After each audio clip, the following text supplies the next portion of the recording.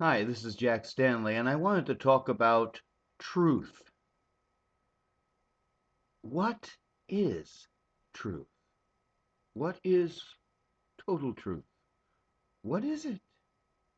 We live in a world where truth is not always truth. And that we live in a world where we're never quite sure if what we are thinking, what we are saying, what we are worshiping, or what we are studying is totally truth. Leads us to some very complex issues, some many complex problems. I have to say, many things that I learned as truths when I was young, I have found are not. Many things I fervently believed as true, I have discovered that I am wrong. I have had to question my own fallibility. But in doing so, I must say that we need to question the fallibility of our educations, of our religions, of our sciences, of our environment. You know, there are truths dealing with science, and there's conflicts within science, but you get a big ball of wax when you run into the truths of religion.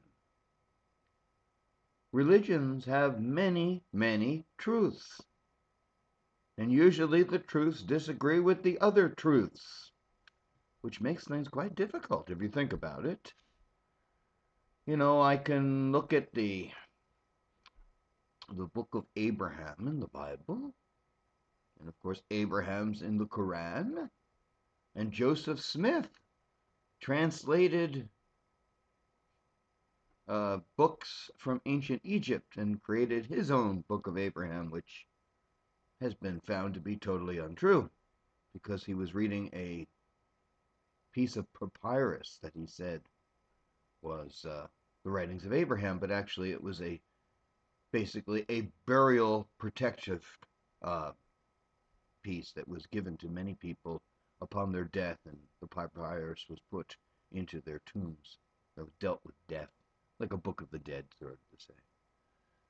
In history, Lord, my God, George Washington, who was he really?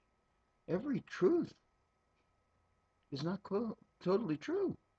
I mean, go to Valley Forge and you have him praying. He never did that. We talked about George Washington and his wooden teeth. Of course, that we all know is not true. That was made up by the English just to embarrass Washington, who was crossing enemy lines to go to dentists. Now, of course, the praying Washington in Valley Forge was given to us by another individual who gave us many truths about Washington, Parson Weems. Of course, the cherry tree incident. This is the same guy that gave us praying in Valley Forge, by the way, just so you know. So you can see that there really is very little truth in any of that. Lincoln, our own lives, the way things work in this world, our money system, our relations with other countries. What are the truths? We really have a hard time understanding truth, and sometimes we really don't want to hear about the truth. Sometimes we're happy to be lied to. Sometimes it makes us feel more comfortable. If we knew the truth when we were going to die, we would probably be a wreck waiting for the event. Now, I've been around for a long time. I'm no spring chicken. I have seen the world change time and time again. And I have seen truths come and truths go. And so I say to you, trust very little that you read. Question everything you study. Question everything you hear.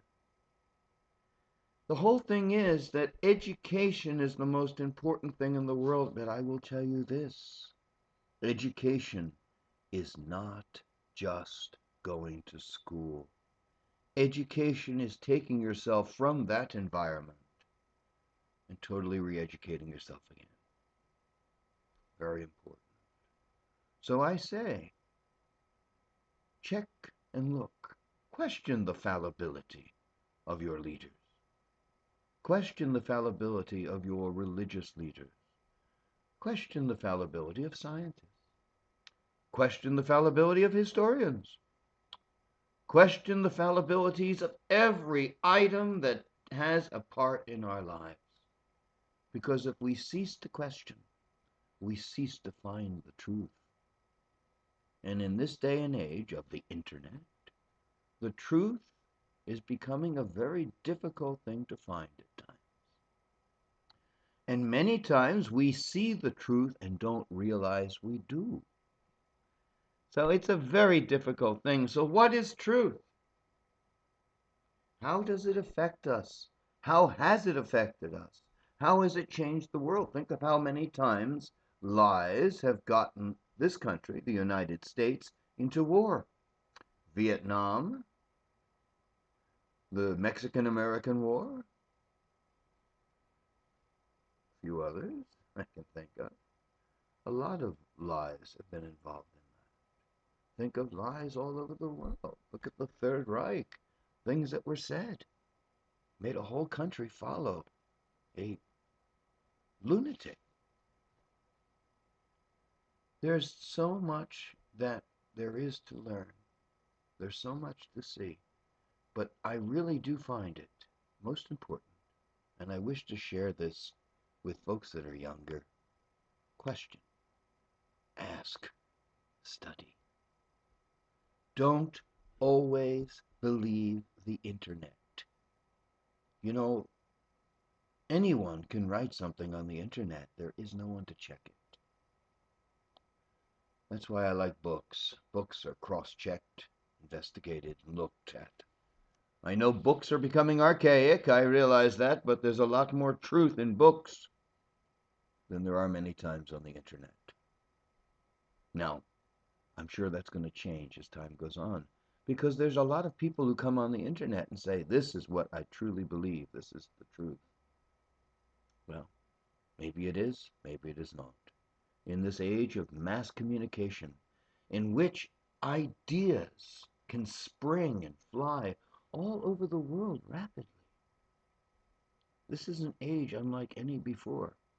And so lies and truths can be deposited, sent, and absorbed by communities and persons all over the world. So perhaps even more so in this day and age, I will say, don't trust everything you see. We all have an innate sense of understanding what we believe truth to be.